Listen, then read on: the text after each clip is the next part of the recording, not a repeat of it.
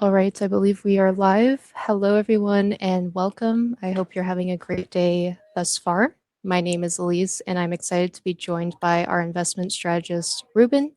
Today, he will be discussing why investing matters in building wealth for the future.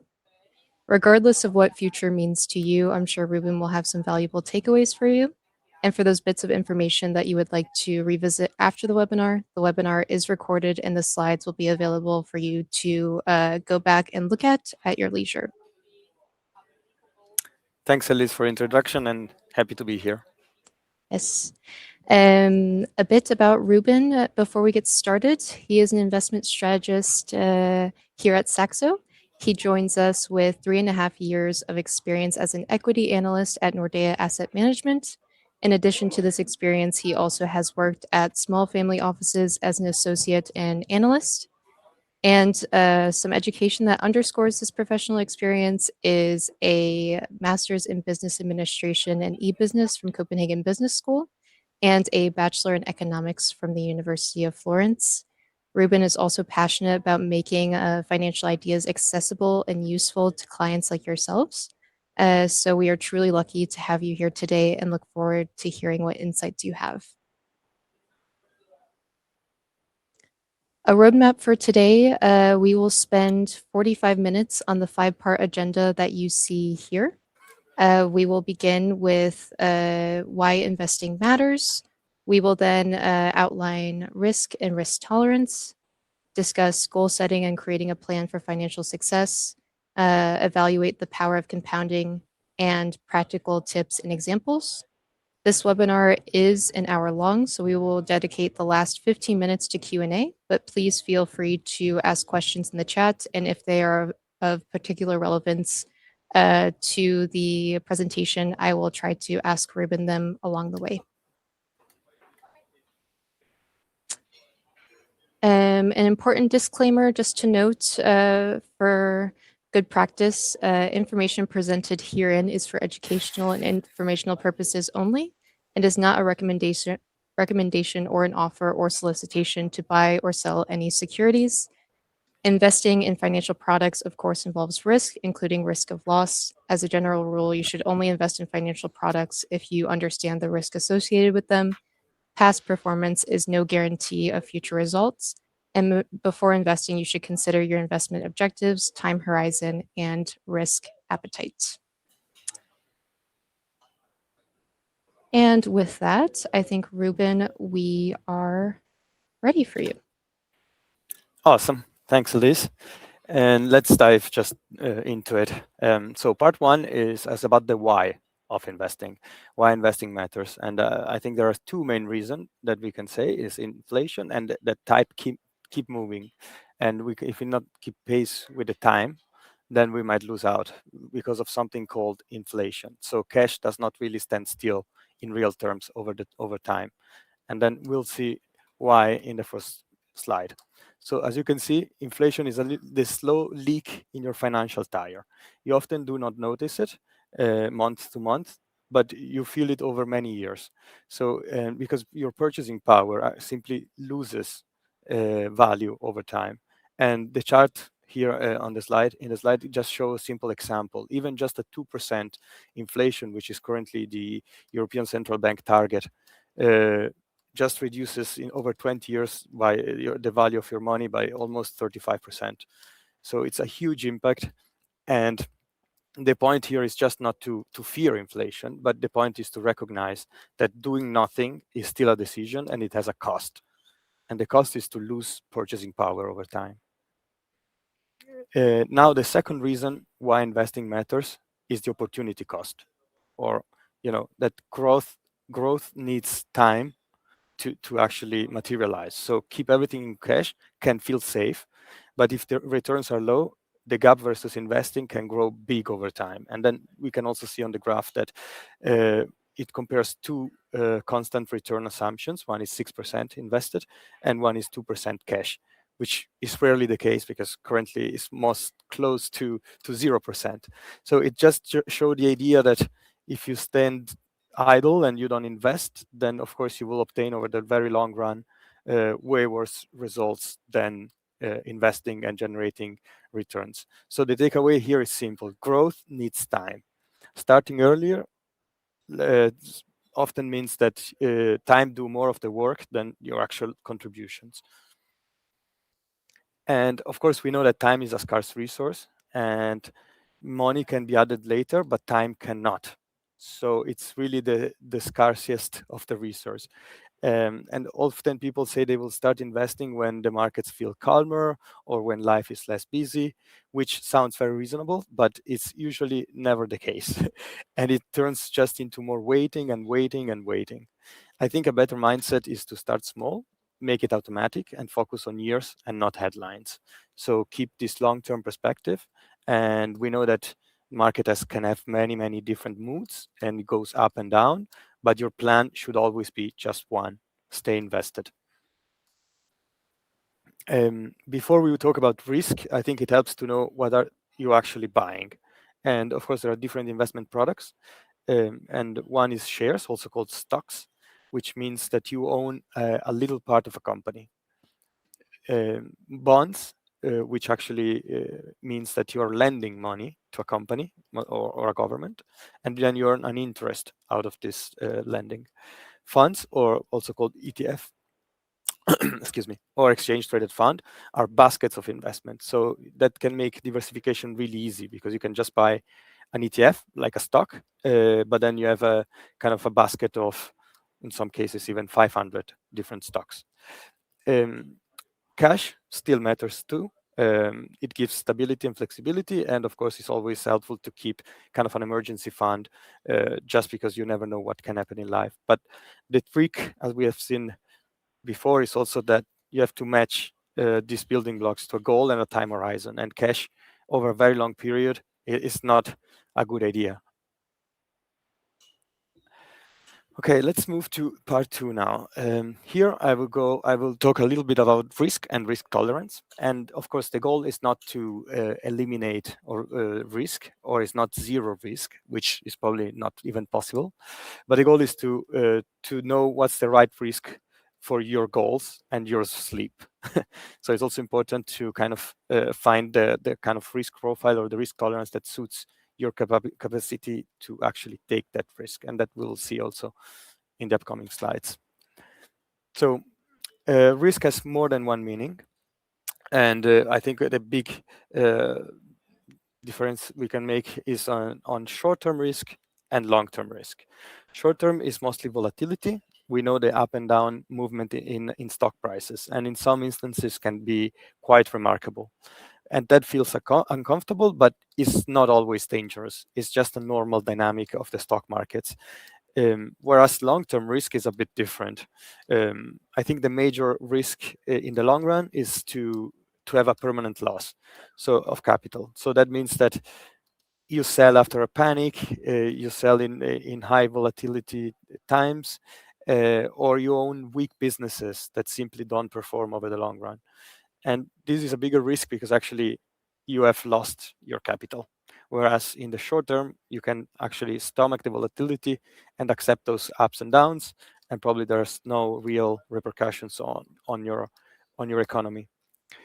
Inflation risk, as we have seen before, is also huge and real, despite maybe it's a bit more subtle and less recognizable on a daily basis. But it is a huge risk that actually your purchasing power is falling behind, and then you cannot keep the same level of or your same kind of welfare throughout many years. And of course, last but not least, behavior risk is huge, and I think is the most common among all investors, and is when emotions beat your plan. So if you have a plan and you're disciplined, you want to stick with it and follow it. Whereas sometimes just emotions can jeopardize that plan because they come into the picture, and you feel the urge to act, and often in the worst times. So for many new investors, I think behavior risk is the biggest one, and is to keep in mind because it's probably among all of these is the one that is the most avoidable, is the one that you have actually control over, and it should be a key focus for you as well, and for me and for all investors actually. So here now we move to a very different, a very key aspect of risk, and I think very few people think in risk in this sense, but it's quite important to think that there is two parts of risk: the ability and the willingness to take risk. So ability is financial. It depends on your income stability, how much debt you have already, and how long you can stay invested. Whereas willingness is more emotional. It comes actually with your ability to how you feel when market drops or market rises.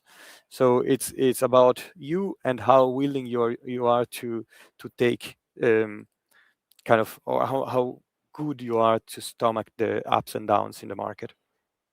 So the portfolio has to fit both. If it's too aggressive for your comfort, you might sell at the worst time. Whereas if it's too cautious for a long-term goal, for example, then you might not reach the goal, and instead you had like the capacity to do it, but you're not aligned, kind of. So the practical approach that I will suggest is always to stay balanced and adjust slowly over time by realizing what's actually your real risk profile. Elise, you're muted. I cannot hear you. Thank you. You mentioned maintaining a balance in your risk tolerance. How can I, as an investor, determine or measure risks of the products that I'm engaging with? Well, I think a key proxy that you can look at is called beta, is the company's beta. So basically is a number that can be above or below 1. And if the number is above 1, that means that the underlying stock so is actually more volatile than the market. Whereas on the other way around, so if it's below 1, then it means that the stock tends to move a bit less than the market. So of course, that could be used as a good proxy to see, okay, am I going to invest in something that is highly volatile, or am I going to invest in something that is a bit more stable than the broader market? But then, of course, if you buy an ETF, which is, as we have seen before, a diversified fund with many different holdings, of course, it would be less volatile and more stable than a single stock exposure. So I think there are different ways to look at this, but definitely beta is the key proxy that you should look at. Thank you. And in terms of volatility, would you recommend analyzing the past year, or which period would you recommend? I would recommend it for long-term investors to look at a bit of a longer period. I think at Okay. least 3 to 5 years would be a good idea, because market can be very calm in some years and highly volatile in other years. And knowing what's the current macroeconomic background, I would say that maybe the recent past can be a bit nicer than the kind of using more forward-looking analysis can be a little bit more volatile. So I think past is useful, but I mean, let's always remember that the stock market prices the future of companies, and the future has become a little bit more blurry. Makes sense. Thank you. Thanks, Elise, for the question. Okay, let's move on. If my slide enable me, yes. And okay, of course, don't forget that diversification is a good tool to reduce both risk in your portfolio, single name exposure, but also volatility. So as the graph shows, diversification actually reduce, of course, if you don't exaggerate it. In most cases, actually 20 stocks are more than enough to actually reduce the volatility by 80% roughly. So it's a good tool to stay invested, to have a tight sleep at night, and also reduce those avoidable risks that we mentioned before. And a single stock, we know that can disappoint for reasons that are even not within our control. And a diversified portfolio simply spread that impact. As I've mentioned before, ETFs or diversified fund can also enable this diversification with just one single purchase. So you don't need to find 20, 30, 40 different stocks. You can just find 2, 3 good ETFs. And of course, a diversified portfolio does not stop the market from falling, but just helps avoid that extra damage that you can have from having all your eggs in one basket. And so even if that basket is a great story, remember that nobody can predict the future. Nobody has a crystal ball to see what will happen 10 years from now. So it's always good to have some sort of diversification in the portfolio. And you don't need to be a genius to do that. Simply buy some ETFs, have a strong core, and then you can even take some single stock risk on the satellite of the portfolio, for example. That's often a good strategy for long-term investors. Okay, part 3. Ruben, before we get into part 3, we do have a question on currency risk from Dimitri. Do you mind touching a little bit on that? Absolutely. So there are also available on our platform, but I think all major trading platforms have that. There are actually currency hedged ETFs, which if you don't want to take the currency risk, you can simply buy an euro denominated, for example, ETFs on even US stocks. So they use different strategies to hedge that currency risk, and you can just benefit from the rising stock prices without taking that extra risk on the FX. But of course, also the other way or the opposite is true, in the sense that when the currency is in your favor, then you will not benefit as much. So it's a hedge for your risk, but it's also kind of potentially limiting your upside over the long term. Great, thank you. Thanks. Okay, part 3 is about turning good intentions into a simple plan. So the goal tells you how to use it. And a portfolio is just a tool to reach that goal and to have kind of that overarching plan for your financial life. So key to say here is that goals come first. The same investment can be sensible for one goal and very risky for another. So goals are also very subjective and should be kind of tailored to your own view of the world and especially your time horizon. So short goals like 0 to 3 years, they need more stability. They probably need less volatility, and I will also say it's good to keep a cash buffer in those cases.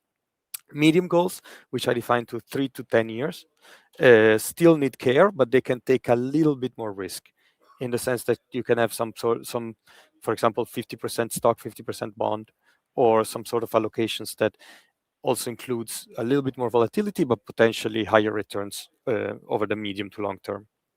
Very long goals, so 10 plus years, they can often handle more volatility. First of all, because there is time to recover.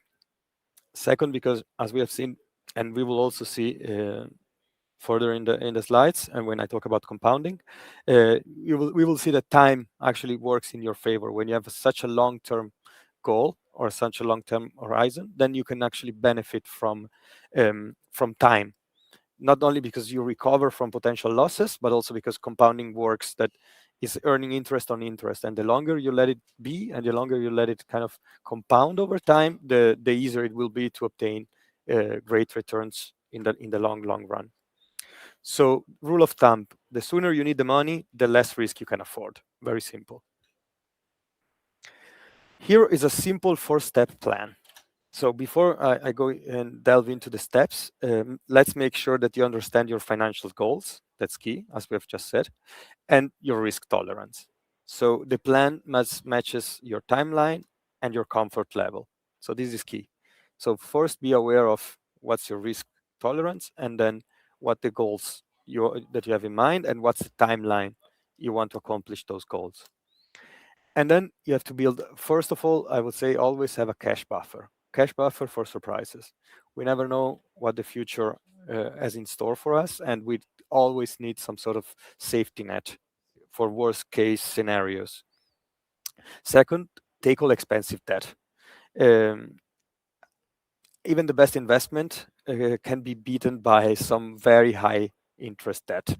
So if you have some debt, I would say to tackle that first, especially if it's an expensive debt. Of course, mortgages or other types of debt is a different story, but definitely it's a compounding working against you. So tackle that first.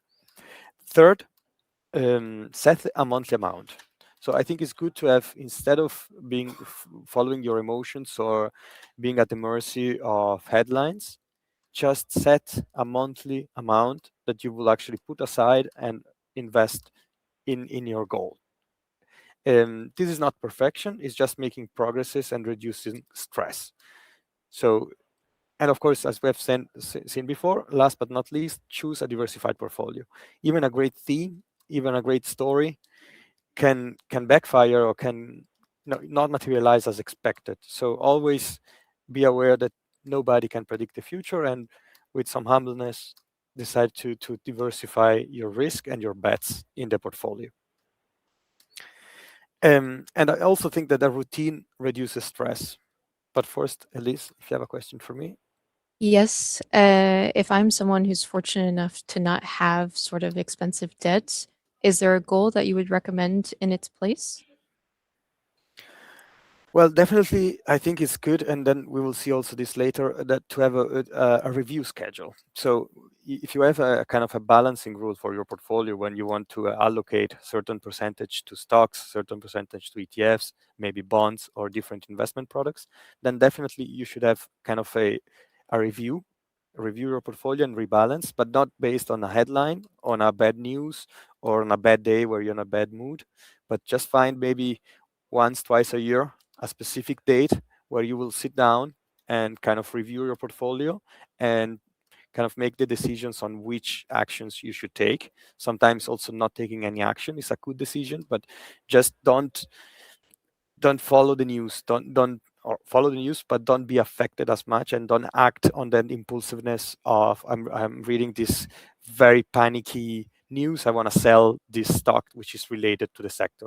I think it's always good to look at the market, see the reaction on day one, day two, maybe wait a week or two, and then review. Or even better, review on a schedule. Like have fixed dates where you say, okay, here I will review my portfolio and rebalance accordingly. We also have had a question in the chats asking if you have bought a quote unquote bad stock, at what point is the correct point to sell and invest in something else? That's a very, very, very, very good question. So thanks for the question. And I would say that there is no magic formula to when to sell. My rule of thumb personally is to look at the underlying business. So if I see the fundamentals of the business deteriorating, for example, companies stop growing, maybe revenue is on a decline. Of course, it could be bumpy on a quarterly basis, but if you start seeing a trend that is more structural and it's going down and down and down, and maybe your expectation was the company was supposed to grow and maybe expand margins, and actually the opposite is happening, so the company is declining and margin are reducing, then I think there's a good sign to, or a good time to sell, because probably your idea was wrong and the business is not improving, and on the opposite is actually worsening, and then I would exit the position when I don't see those incremental improvements that I expected in my original thesis. Okay, thank you. Thank you, Liz. Um, And okay, now key to say here is that a routine beats motivation and beats your moods and beats headlines. So the goal is to have fewer emotional decisions and more of a plan. So as we have seen before, automate contribution, for example, monthly or quarterly or even annually, is a good idea. So monthly works for most people just because it's a good timing with your salary, but I think you should choose what suits you best. Then, of course, review, as I just mentioned, answering the question, on calm dates. So quarterly is more than enough. Probably for a long-term investor, twice a year is also enough. So, and rebalance only when the mix actually drifts from your original idea. So if you had kind of a plan for a specific allocation, which is, I don't know, 80% ETF and 20% single stocks, if single stocks are then 40% and ETF 60, simply rebalance according to the original plan, just to stay on track with your plan and be disciplined. Um, if you check also daily, you invite daily emotions. So it's common to check your portfolio daily and to want to see how the daily movement, if you're up or down in a specific date, but that's not as important. Most long-term goals don't really need any daily management, right? So I think it's quite common, but if you can avoid looking at your portfolio every second hour, I think that's really good, because I think that if you do that, then you invite this daily emotions and some impulsive choice instead of a planned, reasoned kind of analysis. Okay, now we're moving to my favorite part, to what Albert Einstein said is the eighth wonder of the world, and that's his compounding. You've probably heard about this term before, and it simply means that small steps can turn into very big outcomes, but only if you give them time to do so. So small gains on top of small gains, they look very, very kind of trivial initially, but over time it gets quite serious, as we'll see soon. So compounding means returns that can earn additional returns. It's kind of a snowball effect. So it starts very small, and early years often look slow, and many. I think that's also the reason why many people quit way too soon. Later years can accelerate because your earnings are actually growing on a larger base. So I think the key message in this slide is consistency, and that matters way more than even timing or you know, professional ability or your analytical skills. Excuse me. So you need, as we've seen, a repeatable habit that enable you to be disciplined and to just trust the power of compounding. Sorry. So let's take an example. Imagine two investors. One is called Anna, the other one is called Ben. They both invest $500 per month. And the only difference is that Anna, starts investing when she was 20, whereas Ben waited until the age of 35. Sorry, Ben actually is contributing $1,000 per month. So Anna is investing 500, Ben is investing 1,000. But Ben starts at 35, Anna starts at age 20. So they invest for the same number of years, 20 years. And by the age of 40, Anna will have much more, or by the age of 55, let's say, because then 40 would be too soon for Ben. But by the age of 55, assuming the same annual return, double the contribution for Ben, actually Anna will have $700,000, whereas Ben only 500. So compounding means that consistency beats timing. Returns can earn returns. So even if she stops at 40 and then she has only contributed $500 per month, she will end up with a much bigger amount just because of the years of compounding after she stopped. She didn't sell the portfolio. She just let compounding do its magic. And so this is just to say that, you know, start early can beat even the most brilliant investors out there just because of the power of compounding. So remember that, and in this case, it was just a 15 years difference, but which with huge impact in the end. Double the contribution yields a much lower amount over a very long time period. So I think this just goes to show how powerful compounding can be. Now, Ruben, you use Anna and Ben as examples here with contributions of 500 and 1,000 respectively. Is there a certain contribution threshold that I, as an investor, need to meet in order to observe the effects of compounding? Absolutely not. Okay. Even small amounts over a very long time period can return excellent returns, or can actually yield very huge amounts over many years. So I think, as we will see also in the next slide, is actually more important to stay invested. And this is an example, for example, that you see in the heat graph on 200 euros per month invested. And then you see on the horizontal axis the number of years, on the vertical axis the average annual return expected. So I think the two axes actually show you what's most important in when it comes to compounding and investing. So of course your average annual return is key. The higher, the better. I think it's quite implicit, but a high return, let's assume an 8%, which it's historically has been, for example, the case for the past 20 years in the S&P, is around 8%. And just a side note, almost never in a single year was 8%. Just goes to show that also the market is not linear, right? So it's even though the average return of S&P 500 over the past 20 years is 8%, there was no single year where the return was 8%. So it's more like -5 one day, 1 year, +20 the other year. So that's also key to keep in mind, and it's connected to what we were saying on volatility. So it's way more important to stay invested because the returns are not linear in the stock market. So you just stay in the game. Uh, but yeah, I think the illustration is quite interesting because just shows that 200 euros per month, um, which is I would say it's not a small amount, but it's not a huge amount, can still grow at almost 300,000 euros in 30 years with an average return of 8%. So compounding means that if you have a good plan, even small amount can become huge over the long time period. And the beauty of compounding is that over time and over the long run, of course, growth can become the bigger engine. So at some point, it's actually not your contributions that have built the base and were very key to build that initial kind of kickoff effect, but then it's compounding that do most of the work. So early on is your contributions, of course, that do most of the work, but later on is compounding that takes over and actually kind of grow your portfolio.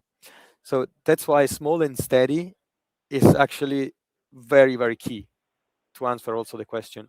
Small and steady beats big but bumpy, for example. So if you want flexibility, I think this can sound a little bit of a boring tip, but it's actually the useful part, knowing that at some point, maybe over 20, 25 years, uh, is your portfolio doing most of the heavy lifting and you are just, sitting and enjoying the power of compounding. Okay, now this we are kind of reaching the end, but it's the part where we actually make this actionable and no heroics, just a playbook that you can use potentially already this week. So here are 5 habits that really matter. As we've said, automate contributions. So remove kind of the monthly emotional decisions or just find a date, find a time where you can automate this monthly contribution to your account. Diversify broad funds. If you find that appropriate for your risk profile, then I think ETFs are a good choice to kind of have an easy, very liquid, uh, highly diversified option with just one click. Keep costs low. I mean, also fees can compound too.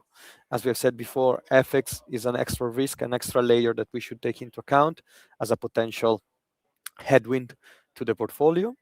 And use a review schedule. Quarterly is more than enough, as I've said, and just don't uh, base your decision on the scary headline that you have read on a newspaper. Maybe a good kind of habit could be to have to write down some rules that you will use in case of panic.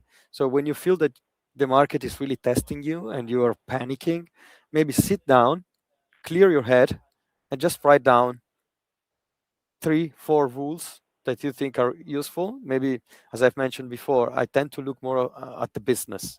So if the underlying business is actually improving despite the bad news that we hear every day, it could be that, you know it's a good investment. You shouldn't sell because the focus is always on, okay, fundamentally, how is this business doing? And of course, we can accept a few quarters of weaknesses, especially amid a kind of tough macroeconomic environment. But maybe if you see a structural trends of weakness, it's very different.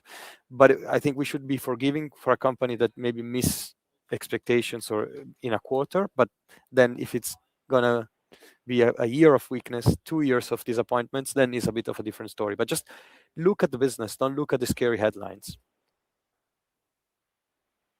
Ruben, we have some questions regarding automate contributions.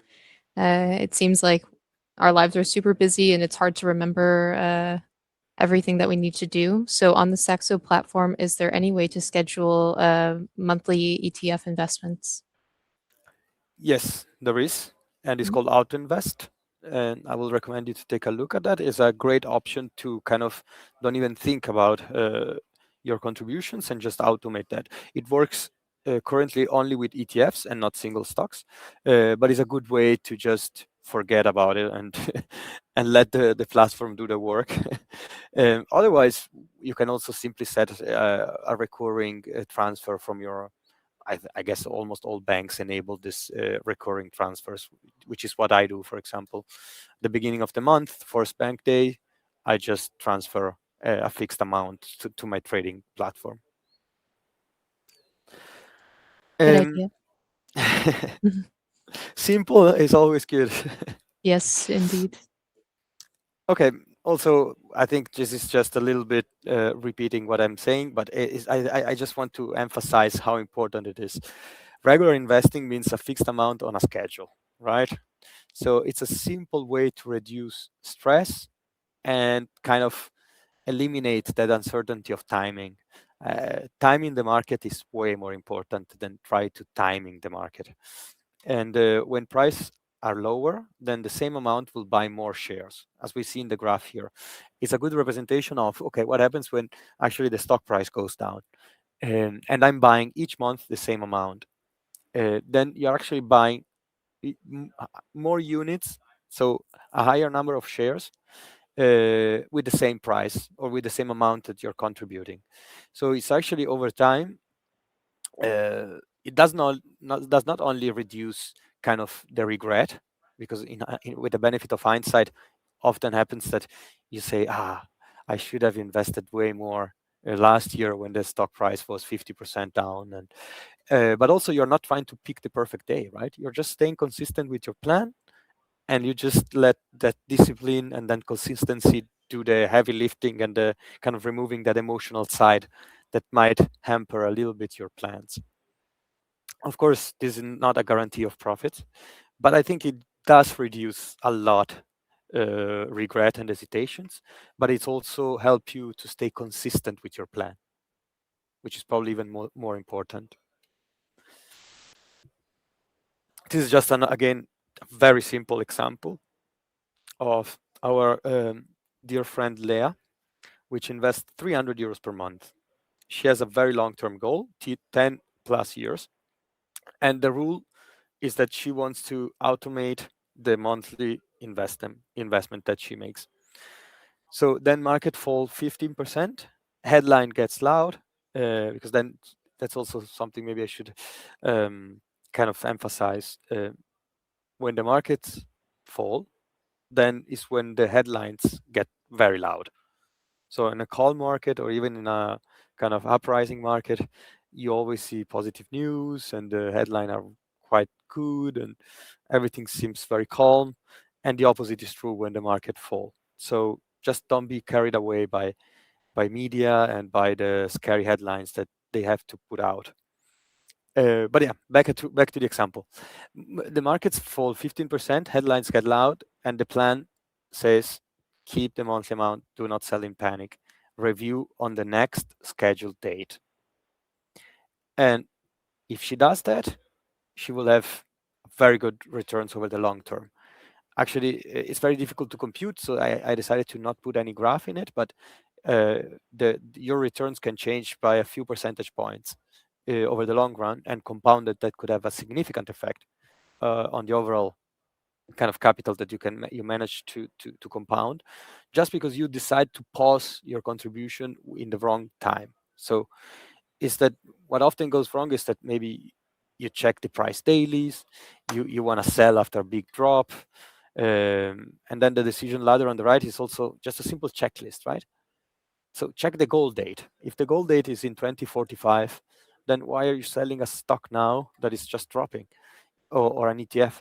Um, of course, for your peace of mind, confirm that your cash buffer is intact, and then you can also kind of afford short-term necessities, which can happen. So always key to have some savings in cash.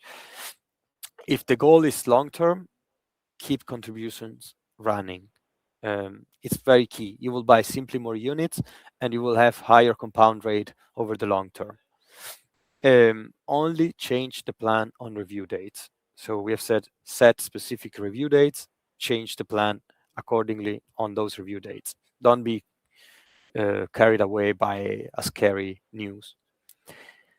And then if the decision is to act, um maybe check the checklist, look at your panic rules, and then if you decide to act anyway, maybe act small and slowly, initially at least.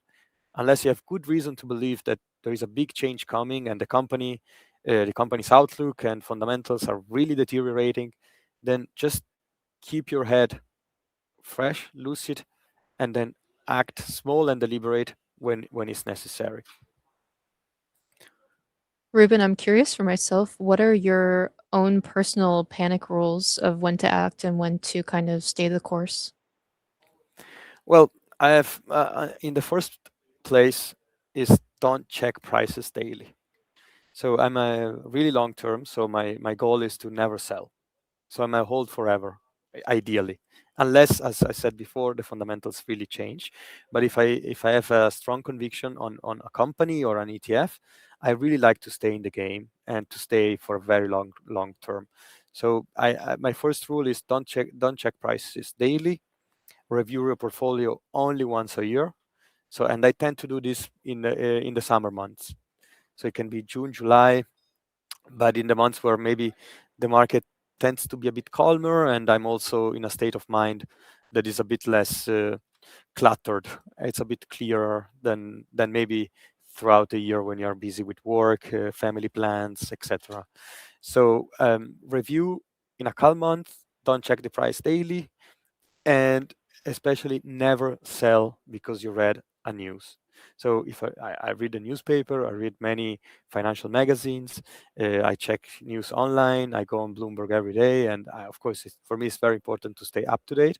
But at the same time, I don't act upon what I read. I always make my own mind and try to make my own analysis on what could happen to for the specific holdings that I have in my portfolio. So it could be a very ugly news, but in some cases, some companies benefit from difficult time periods. The defense industry is skyrocketing right now, right? It's probably not a good sign for the broader society, but it's a very good news for some specific companies that are producing arms and weapons. So it's just an example to say that you can never generalize.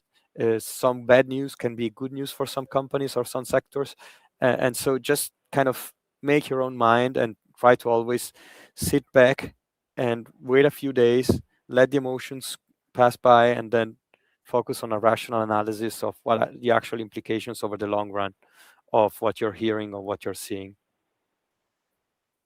Great advice. Okay, this leads us to the very last slide. If again my computer, oh yeah. So let's wrap up here.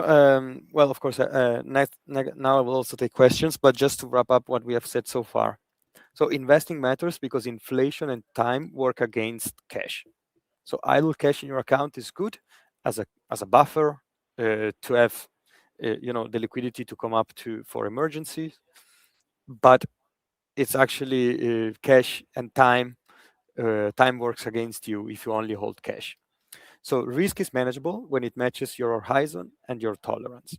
So you need to be very aware of what's my time horizon, when do I need this money, what are my goals, and what is the risk profile in terms of willingness and tolerance I can accept.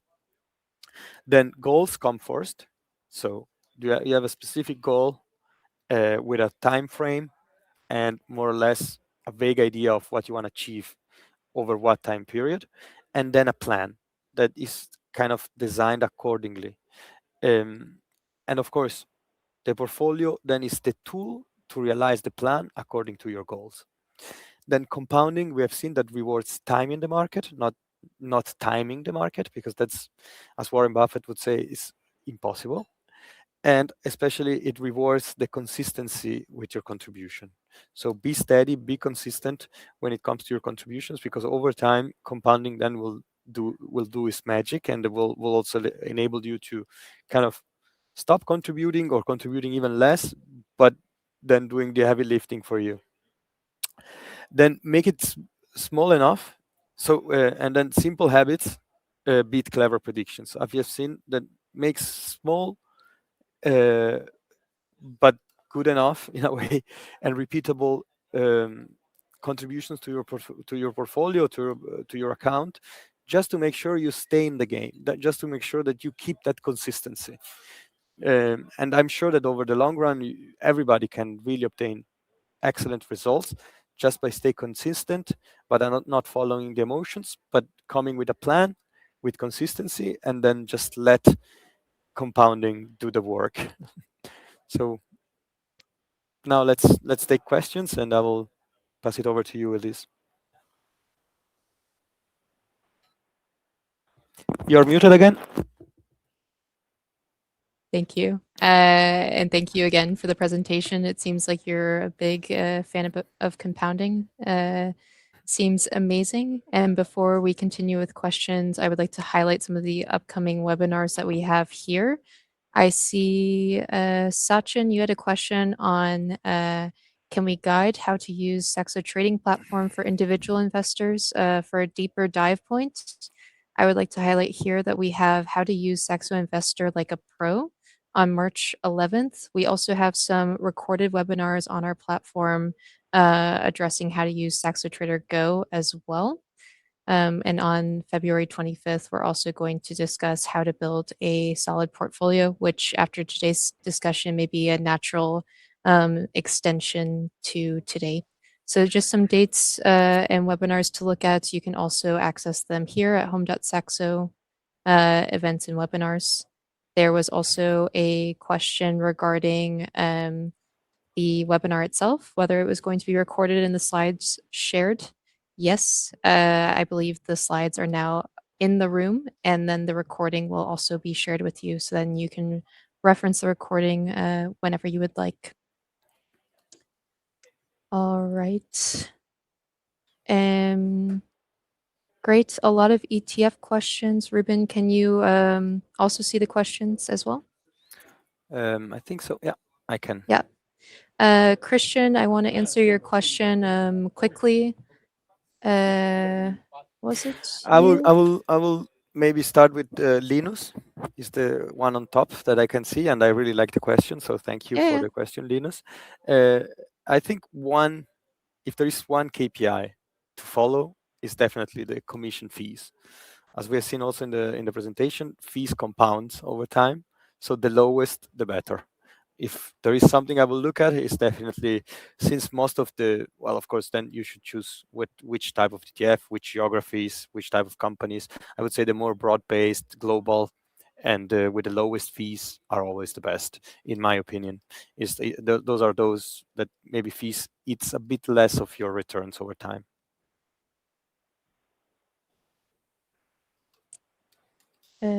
Great. Also, if we scroll down in the chat, a few questions on diversification within ETFs themselves. One, Jan asking whether ETFs are over diversified, given that 20 stocks would be a good average. And then another client asked if they're diversified at all, if some ETFs are only composed of US only stocks. Okay, so two quite different questions. One is the opposite of the other, but I think the truth is a bit in between those two. So it's two very good questions. I do think that they are not over diversified in the sense that often they have quite a concentration on the top 10, 20 names. So even though you see maybe 200 holdings, usually the top 20 names can be 50, 60% of the portfolio.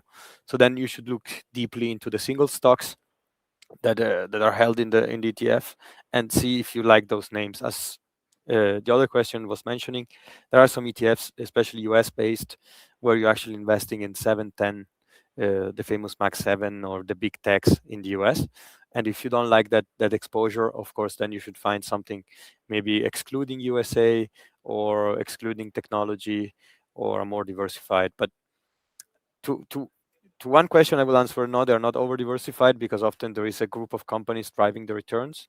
To the second question, I would say yes, you're taking some exposure to some company specific, but it's still diversified enough to not kind of completely derail your returns because of a few stocks. Thanks, Ruben. Just sifting through again. Some straightforward answers. The name of the product to automate your ETF investments, that is called AutoInvest, Yes. Christian.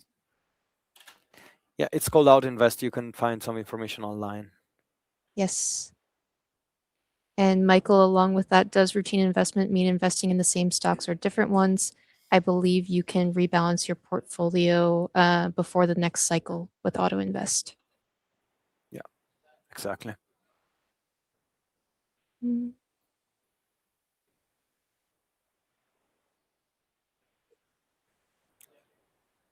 A lot of diversification questions. One mentioning ETFs is one route to diversification. George asked this one. What about other things like ETCs, crypto, real estate, or others? Well, it's a very good question, to be honest. I agree. There are different ways to diversify your portfolio, and that comes down to your risk appetite and how well you understand the different products. Real estate could be an option, definitely. Uh, ETC, ETP, or crypto. It all depends on how well you understand those products. I feel very comfortable with equities and stocks, so that's why I invest only in stocks or ETFs. But it depends on your risk appetite and how well you understand those products. I think it's key to always ask the question, why am I investing in this? Do I really understand this? Because following the crowd is often not a good idea. Yes, and given your expertise, I think there's also a lot of questions surrounding which ETFs you personally recommend. I would probably direct our discussion toward which strategies you consider when selecting your ETFs. Yeah, So if you exactly. could add some more context around that. Yeah, I would say that it all depends on you and what where do you see the future going? Like, do you want to be invested in the top tech American companies? Then the S&P 500 is quite exposed to that theme. Or you want to be invested in European solid industrial companies, then Euro stocks could be another option. I think it all starts with your own analysis. Um, Investing is, in my opinion, beautiful because you can actually discover a lot about yourself. So you can find out what type of person you are, and you can actually have an idea on the future and trying to follow that and uh, along with your investments, kind of. So if you think that Europe will be great again, and yeah, there is still kind of the industrial sector is undervalued considering how strong it is, and kind of some companies are very well positioned globally as well. Then you might find some interesting European ETFs. If you see the emerging markets as huge potential place for future development, then of course there is no. I think if you can stomach that volatility of those markets, then there is no issues in just buying an ETF exposed only on emerging markets. So it all comes down to who you are, what do you understand, what is your edge. Sometimes I think even new investors can have an edge versus the market, can have some sort of advantage based on their experiences and their understanding of some dynamics in the market, but they don't ask the right questions to themselves.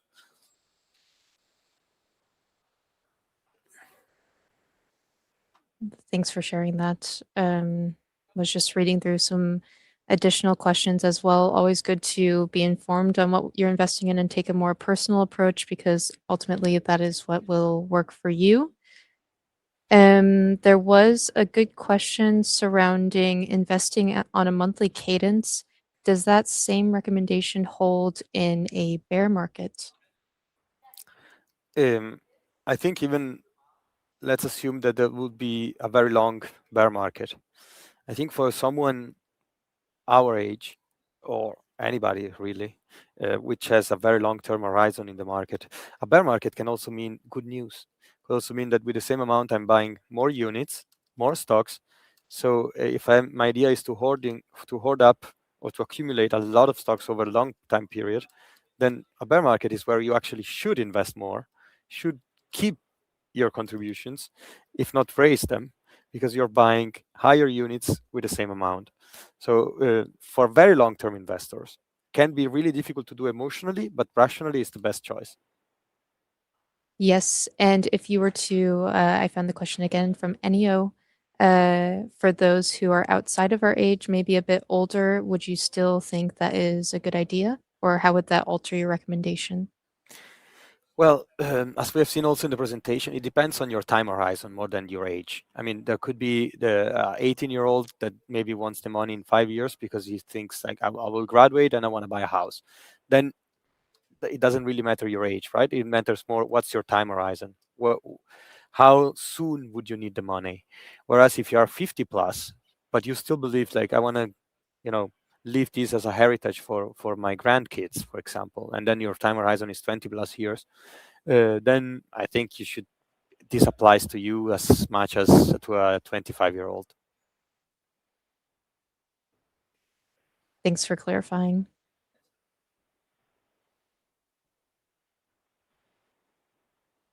There's another question from Dimitri asking about hyperinflation. How can they protect their portfolio in that case?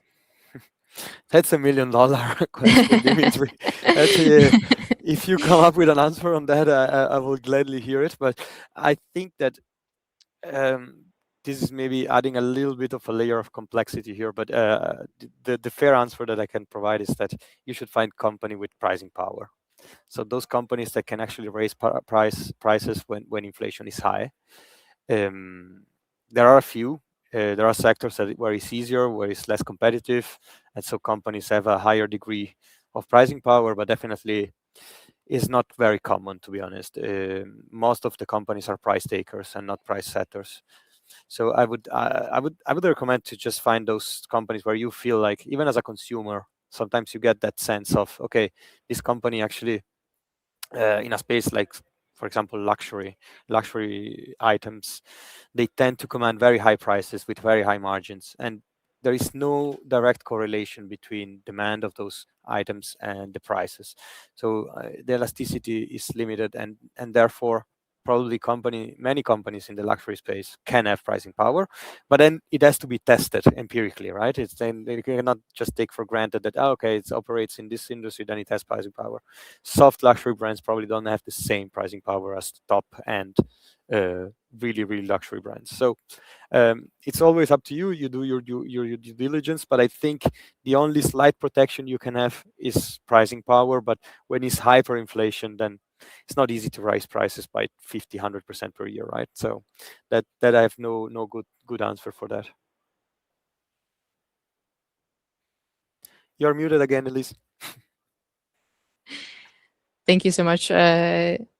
In the interest of time, I am sharing this QR code. I would appreciate if you could scan it and leave some feedback. I think it's around 5 questions on what you as an attendee enjoyed about the webinar, maybe some feedback for next time. And then I think there's also a field on any topics, future topics you would like us to discuss. So definitely worth your while to submit your feedback. We do actively review it and then adjust for next time. We will have time for one more question here. Ruben, was there any question in the chats that you are particularly keen to ask? I was just seeing Ruby with should there be a limit of how many ETFs? I would say, like, if you want to choose the ones with the lowest fees, uh, I think there are three main geographies in the world, right? So EM, emerging markets, Europe, US.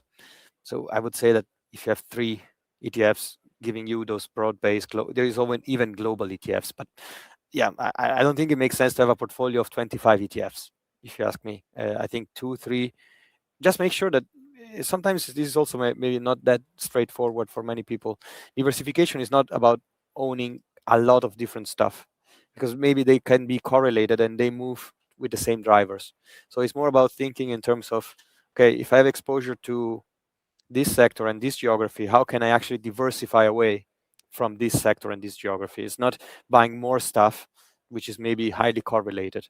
It's more finding those individual contributors in the portfolio that can actually diversify for real, so they move in different directions depending on what's happening in the market. So it's not the number of ETFs, it's more about making sure that they don't move in the same way. All right. I think we are right on time. Ruben, thank you so much for your presentation today. I certainly enjoyed hearing about it as someone just getting started in investing myself. Thanks for having me. It was really a pleasure. Yes.